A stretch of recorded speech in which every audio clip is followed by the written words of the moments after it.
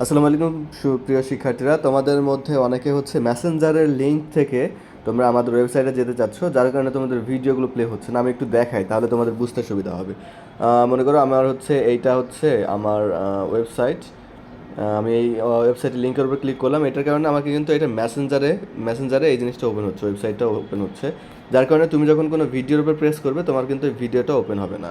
আমি একটুখানি log in করি, লগ ইন করে তোমাদের বিষয়টা দেখাই। যদিও এখানে হচ্ছে আমি এখানে নাম্বার দিব আর এখানে পাসওয়ার্ড দেবো। নাম্বার এবং পাসওয়ার্ড দিয়ে লগ ইন করলে আমার হচ্ছে ওয়েবসাইটের মধ্যে চলে আসবে। এটাতে তোমরা বুঝতে পারছো যে তোমরা হচ্ছে ভিডিও প্লে করতে পারছো না। সো এটার সলিউশনটা কি?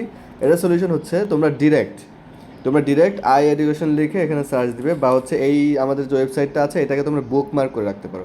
আমাদের যে iEducationBD.com নামে যে ওয়েবসাইট আছে এখানে ক্লিক করলাম। ক্লিক করার পরে আমার হচ্ছে আমার ওয়েবসাইটে চলে আসবে। সো আমি এখান থেকে হচ্ছে আমি আমার আইডিতে যাই, আমার হচ্ছে যে অ্যাকাউন্ট সেই অ্যাকাউন্টে যাই। মনে করো আমি আমার অ্যাকাউন্টে গেলাম। অ্যাকাউন্টে যাওয়ার পরে আমার যে স্পেসিফিক ওয়েবসাইট, সে যে কোনো একটা কোর্স, মনে করো এই কোর্সটাতে ক্লিক করলাম। ক্লিক করে আমি হচ্ছে গো টু লার্নিং পেজে গেলাম। এখন আমি এখান থেকে যদি আমি কোনো ভিডিওতে প্রেস করি, মনে করো আমি হচ্ছে এই ভিডিওতে প্রেস করলাম। ভিডিওতে প্রেস করার পরে কিন্তু এই ভিডিওটা এখন প্লে হবে।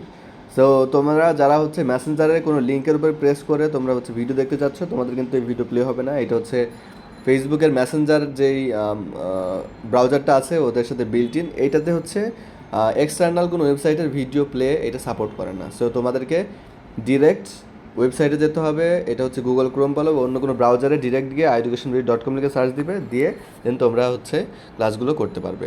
আশা করি তোমরা বুঝতে পেরেছো।